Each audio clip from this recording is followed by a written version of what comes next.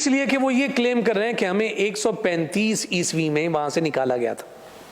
چونکہ یہ پہلے یہاں رہتے نا، ان کی زمین ہے، تو ان کو اس زمین کا حصہ دے دیا جائے.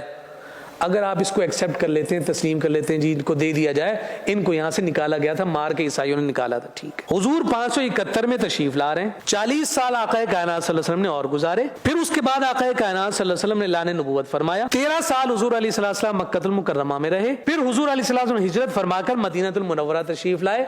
ریاست مدینہ کا قیام فرمایا.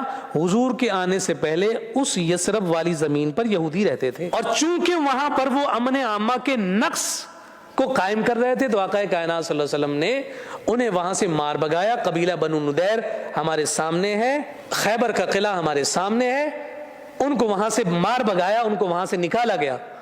جب ان کو وہاں سے باہر نکالا گیا، میں آپ سے یہ پوچھتا ہوں کہ جو زمین آپ کو ان کو واپس اس لیے کر رہے ہیں کہ وہ 135 عیسوی میں وہاں سے ان کو نکالا گیا تھا، ان کے کئی 100 سال کے بعد جس مدینہ سے ان کو نکالا گیا، کیا وہ اس زمین کو کلیم نہیں کریں گے؟ تو اگر وہ آپ زمین دیتے ہیں تو پھر یہ مدینہ کے لیے بھی تیار رہیں کہ اس میں بھی بٹوارہ آپ قابل قبول ہے.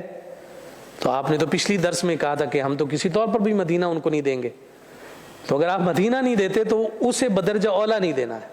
یہ بالکل اسی طرح سے معاملہ ہے کہ کسی کی 5 مرلے کی زمین اور ایک شخص آئے اور آ کر 1 مرلے پر اپنا گھر بنا لے اور وہ کہے چلو یار اب بنا لیا اس نے تو چلو اس 1 مرلے پر رہنے دو، 4 مرلہ میرے پاس ہی رہے گا.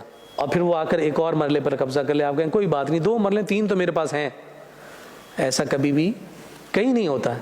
آپ اس 1 مرلہ کے لیے تن من دھڑ کی بازی لگا دیتے، اور اس کے حصول کے لیے جو ہے آپ اپنی جان کو بھی دینے پر آمادہ اور تیار ہو جاتے ہیں، کیونکہ آپ نے یہ پڑھ رکھا ہے کہ جناب اپنی زمین اور اپنے حق کے لیے اگر کوئی دنیا سے بھی چلا جائے تو اسے شہادت کا رتبہ ملے گا. یہ زمین وہ ہے کہ جس کو کلیم ہم کرتے ہیں، وہ زمین وہ ہے جسے حرم رب ذوالجلال کے انبیاء نے بنایا. اور قرآن مجید فرقان حمید میں 5 مقامات پر بارکنا کے الفاظ ہیں. ہم نے برکت رکھی، ہم نے برکت رکھی. اور یہ بارکنا کے 5 مقامات جو بھی ہیں وہ سارے کے سارے ارض مقدس کے لیے ہیں، فلسطین کے لیے.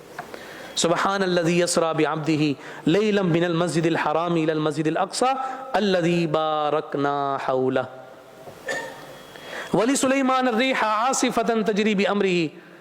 اور اسی کے پھر آگے فرمایا بارکنا فیہا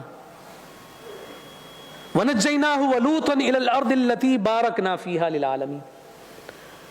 تو جہاں جہاں برکت کا تذکرہ ہے اسی زمین کا تذکرہ ہے. اور یہاں شارحین نے فرمایا کہ وہ جو سرزمین جس کو بار بار قرآن برکت والا کہہ رہا ہے، یہ اسی وجہ سے ہے کہ اس سے بڑی برکت اور کیا ہو سکتی ہے. جو وہاں ہوگا وہ ایمان کے معاملے میں بچا ہوا ہوگا. ایمان سارا سمٹ کر اس سرزمین کی طرف چلا جائے گا. ایمان سے بڑھ کر کوئی برکت نہیں ہے. تو ایمان کی جو اصل ہے وہ اس سرزمین کے ساتھ جڑی ہوئی ہے.